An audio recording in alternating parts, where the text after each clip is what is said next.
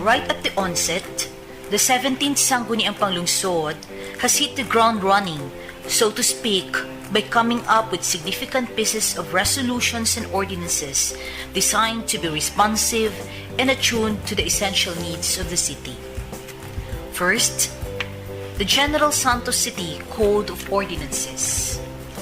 The codification of the city's laws and ordinances for the past 64 years, from 1942 to 2012, is a product of hard work and perseverance of the entire Sangguniang Panlungsod, together with the Executive Department, national agencies, the 26 barangays, and our stakeholders. The thousands of obsolete, unmodified, unsystematic, duplicative, and conflicting ordinances has been simplified into concise, updated, and codified ordinances of the City of General Santos.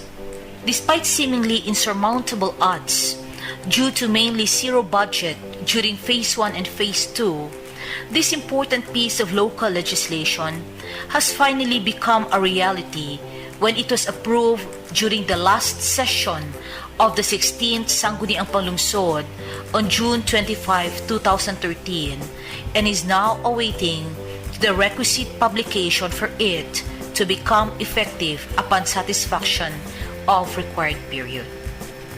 With the support of the 17th Sangguniang Panlungsod, together with our Honorable Mayor Ronnel Rivera, 500,000 has now been allocated for its publication. Second, the paperless session.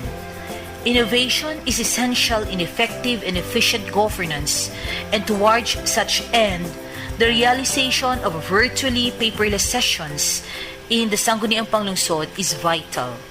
The advent of the digital information age has found its application to an extensive range of human activities, and the local government is just one of them. The estimated savings for this project is 80% of operational cost. It is practical as well as in keeping with the demand for transparency in governance. It is therefore crucial that we embrace this technology and find useful application of such in the conduct of our regular business in the Sangguniang Panlungsod, thus making our City Council one of the innovative and tech-savvy legislative body in the country. Third, our City Public Library. The General Santos City Public Library, being a division of the Sangguniang Panlungsod, is undergoing physical improvements and digital equipment enhancement in order to be more efficient in the delivery of its services and become truly responsive to the needs of the general public in this information age. The City Library has improved a lot, aided by substantial donation coming from the office of then Senator Manny Villar. The money was used for new structures, furniture and fixtures, and additional reading materials, which are now available to all reading enthusiasts. The City Library is now upgrading the COHA Integrated Library Management System to improve workflow and provide the generals access to books, references, journals, and magazines available in the public library for researches, and it will become connected with other public libraries and will be accessible nationwide, including the National Library.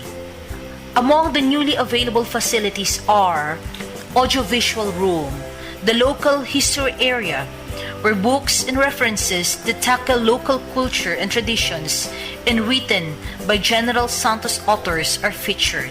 Highlighted also in this area are local official memorabilia, information about winners of national and international competitions, and biographies of notable and successful residents of General Santos City, and the Children's Corner.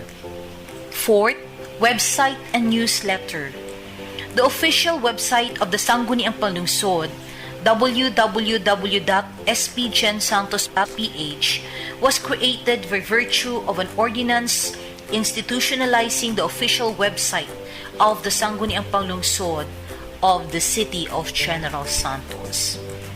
This website now serves as a portal for those who want to get the latest updates, events, local agenda, and order of business of the Sangguniang Panlungsod, resolutions and ordinances tackled and passed by the City Council. It is also an online tool for the codified ordinances of General Santos City, an essential part in the realization of the paperless session of the Sangguniang Panlungsod. Recently, the website's layout and design was enhanced to make it appear more attractive and efficient for the use of the general public. The Sangguniang Panlungsod newsletter is a bi-monthly publication of the City Council of General Santos and distributed throughout the 26 barangays, different schools, colleges and universities, financial institutions, and many other offices in the city. It features recent and relevant information and events in the Council in line with promoting transparency and good governance in the legislative branch of the local government. Fifth, the internal rules and procedures and the committee assignments. In the inaugural session of the 17th Sangguniang Panlungsod, the City Council adopted SPPR number 2013-9229, which is a resolution adopting the internal rules of procedure of the 17th Council of the City of General Santos. Different committee chairmanship was likewise assigned to the following members of the SP.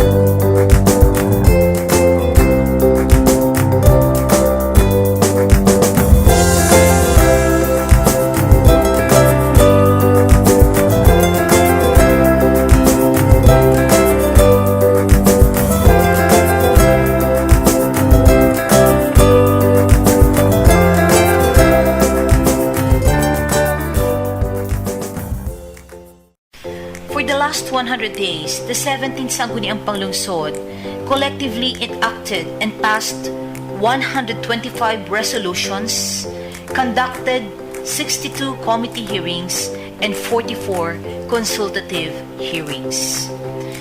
The following ordinances and resolutions are the highlights of this output. The 17th Council passed a resolution expressing support for the establishment of the University of Santo Tomas in General Santos City. Likewise, it is on the process of passing an ordinance which would reclassify the zoning of the area in Barangay Ligaya and Barangay Katanggawan, where UST will be built, from agricultural to institutional, so that any existing technical obstacle for its construction will be eventually addressed. The establishment of UST is believed to spur economic growth and development of the city and would offer equal distribution of development efforts and investment opportunities in the area. It would also afford the city and other areas throughout the Mindanao region of the prime and high standard agricultural and medical education due to its immediate accessibility and proximity. With the support of our City Mayor Ronnel Rivera, it will only be a matter of time that this prestigious institution will have its permanent mark in General Santos City, the first University of Santo Tomas outside of Metro Manila for the last 402 years.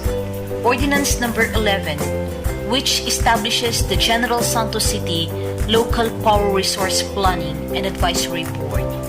This is a policy designed to protect and promote whenever appropriate and necessary, the right of household, commercial, and industrial end users to quality, reliable, secure, and affordable supply of electricity vis-a-vis the right to health and safety and to a balanced ecology.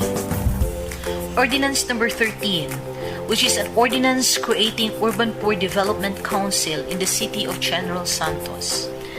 This ordinance is in response to the need to provide responsive, meaningful, and utmost participation of the city's poor constituents and other stakeholders by giving them the opportunity to manage their own affairs and to ventilate their concerns, particularly on land, tenure, housing, basic services, including jobs, health, and education, among others.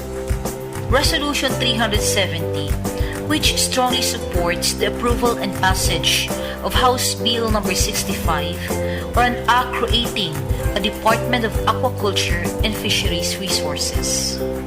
The passing of this bill is seen as a significant breakthrough that shall ensure the preservation and proper development of the country's archipelagic waters and marine resources. Resolution number 356, requesting the House of Representatives of the Philippine Congress to pass a law redistricting the 1st Congressional District of South Cotabato and General Santos City by separating the city of General Santos and constituting the same as 2 congressional districts. Resolution number 406, declaring October 11 to November 11, 2013 as the period of celebration of Reclaim Power, Global Month Action on Energy in General Santos City in solidarity and support of global movements in resisting dirty and harmful energy systems.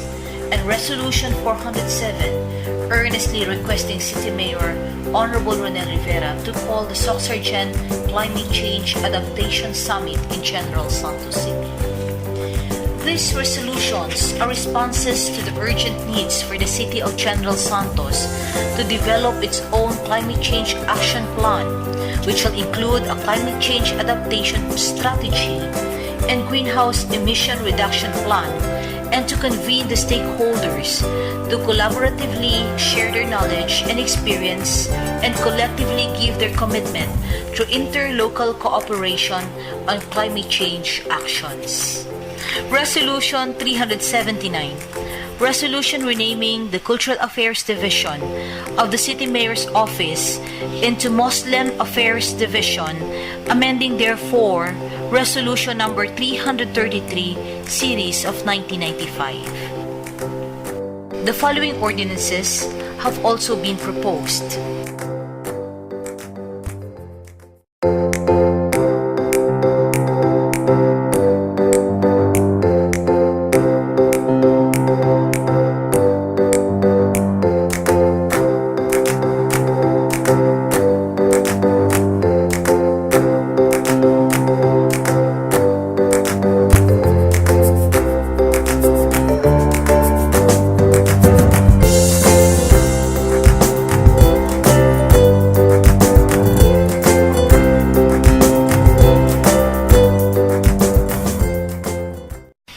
Those are our accomplishments for the first 100 days.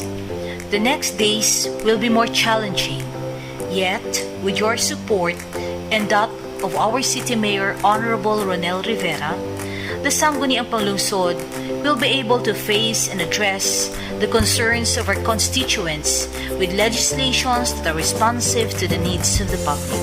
Thank you and God bless you all.